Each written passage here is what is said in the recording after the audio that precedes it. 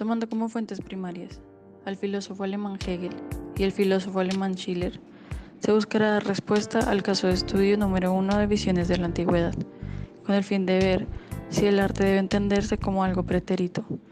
en qué medida Schiller plantea una relación íntima entre educación estética, mundo griego y libertad humana, y finalmente, si se cree que las cartas de Schiller y las lecciones de Hegel pueden usarse en la actualidad como un modelo de educación estética. Inicialmente, se mostrarán cuáles son las ideas de cada uno de estos filósofos para llegar así no solo a responder las preguntas ya mencionadas, sino a encontrar también una relación con formalistas como Greenberg, Belting y Kant.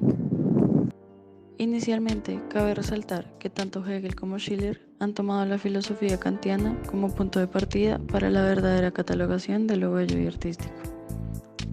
En el caso de Hegel, el arte bello unifica el espíritu y la naturaleza. Es aquí donde existe un agrado universal y una correspondencia conforme a un fin entre lo interno y lo externo, llegando a una catalogación de las artes en donde en primer lugar encontramos el arte general, contenido y objeto ideal, bello y artístico, en donde la naturaleza y la producción artística llegan a ser subjetivas. En segundo lugar, encontramos el arte particular, en donde existen diferencias esenciales como secuencia de formas de configuración. Y en la última parte, encontramos la singularización de lo bello y artístico. Dentro de este desarrollo del ideal en las formas particulares de lo bello artístico y los momentos universales del arte bello, encontramos tres etapas: lo simbólico, lo clásico y lo romántico. En primer lugar, encontramos un comienzo, a la idea como tal, la cual compara con la arquitectura, en donde existe una forma artística simbólica, en donde hay un afán de la idea por encontrar la forma, y existe o llega a una determinidad abstracta y negativa relación de la idea con la objetualidad. La segunda etapa hace referencia a lo clásico, a la escultura, donde se elimina la doble deficiencia simbólica y se une el significado y la figura deficiente. Es aquí donde existe una libre conformación adecuada a la idea, una congruencia del contenido y la forma, en donde la hace conforme a la libre espiritualidad individual. En tercer lugar encontramos el arte romántico, en donde existe una relación entre idea y realidad, en donde encontramos la pintura y la música, el arte que toma su forma sensiblemente y completa la fusión entre lo racional y lo espiritual. De esta forma, Hegel plantea la arquitectura como la cristalización, la escultura como la figuración orgánica de la materia en su totalidad sensible y espacial, la pintura como la superficie coloreada y la línea, la música como el espacio en general pasa al punto en sí colmando el tiempo, y la poesía como la degradación del material externo, por entero hasta la carencia de valor. Antes de pasar al segundo texto, Carta sobre la educación estética del hombre, de 1795 de Schiller, cabe resaltar que dentro de la teoría de Hegel se ve, y a lo largo de su texto también se menciona varias veces, lo subjetivo que puede llegar a ser el arte, aspecto que quisiera resaltar,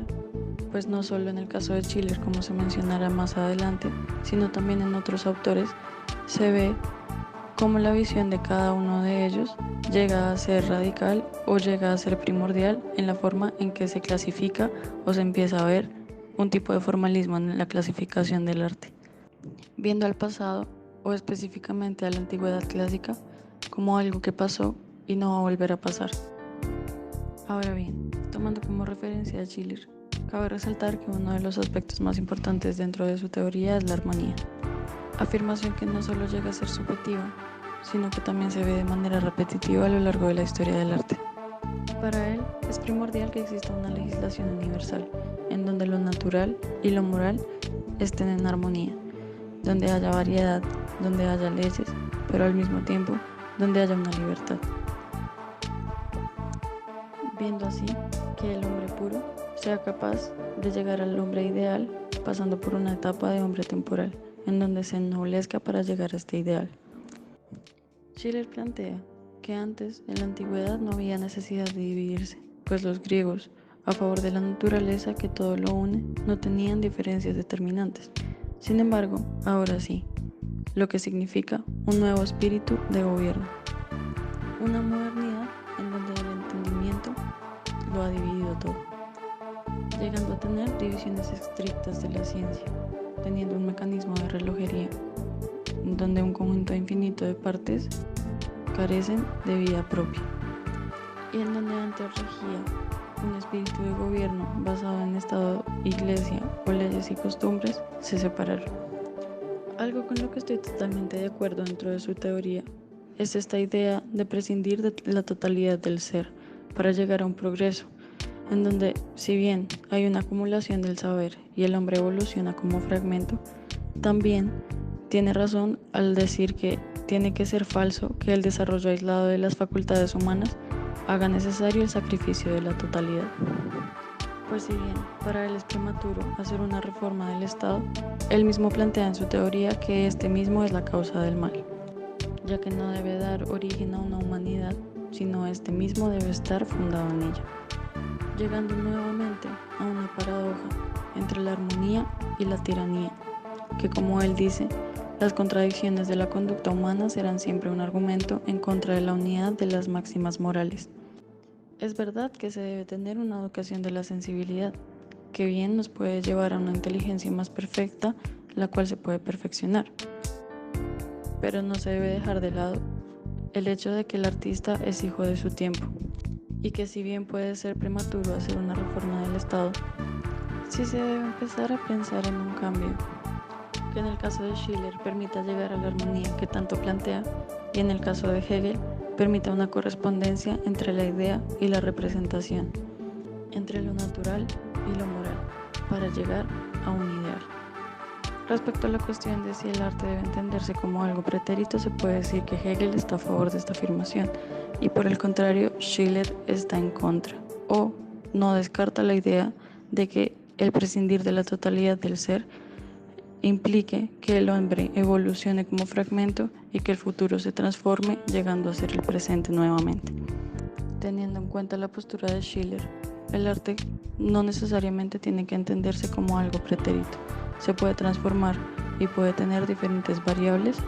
que hagan que no llegue a ser lo mismo que era en la antigüedad clásica. Sin embargo, no es algo que se quede en el pasado y no salga de él. Sí puede existir en el presente a pesar de que no sea igual. ¿En qué medida Schiller plantea una relación íntima entre educación estética, mundo griego y libertad humana? Se puede decir que para Schiller debe existir una educación de la sensibilidad que genera una inteligencia más perfecta, en donde lo bello sea la fusión de lo racional y lo sensible, y la unión de lo espiritual y natural, llegando, como se dijo anteriormente, a una legislación universal, en donde lo natural y lo moral, al unirse, generen una libertad humana. Como él dice, el hombre tiene la capacidad de transformar la obra de la mera necesidad en obra de su libre elección, elevando la necesidad física a la necesidad moral. De esta forma, el hombre rehace por medio de la razón el camino que había recorrido antes con la naturaleza, y esta es la manera en que conecta la educación estética como forma de llegar a esa libertad y esa armonía con el mundo griego. Finalmente, ¿cree que las cartas de Schiller y las lecciones de Hegel pueden usarse en la actualidad como modelo de educación estética? Evidentemente, este tipo de teorías dan una base primordial para el estudio de la historia del arte, no solo en los campos de la educación estética, sino en muchos otros como el formalismo. Si bien no se deben tomar como única base y única relación entre elementos como lo natural y lo moral, o el presente y el pasado, creo que son fundamentales para entender elementos que hoy en día puede que no se usen de la misma forma como la moralidad y la relación entre las creaciones religiosas, pero sí son primordiales para entender y hacer un análisis iconológico, iconográfico o formal de las obras de arte del pasado, sin dejar de lado a filósofos y teorías como la kantiana o la de Grinberg o la de Belfing, sin dejar de lado teorías como la kantiana o incluso filósofos como Grinberg y como Belfing, quienes también han tenido un interés bastante fuerte, no solo en aspectos formales, sino en la relación existente entre el pasado y la modernidad, al igual que entre los elementos formalistas y la clasificación que se hace a la hora de estudiar una obra de arte.